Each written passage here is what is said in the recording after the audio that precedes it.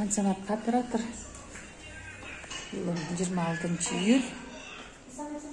Мынакей момдай сантек состояние менен. Бияқта шо жатат экен. Аренда алганбыз?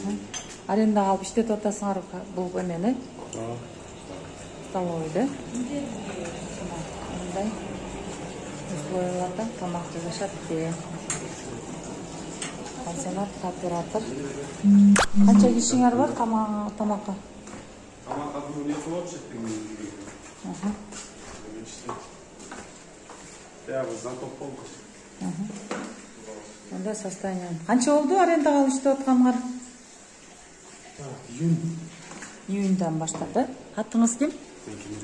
Мирбек.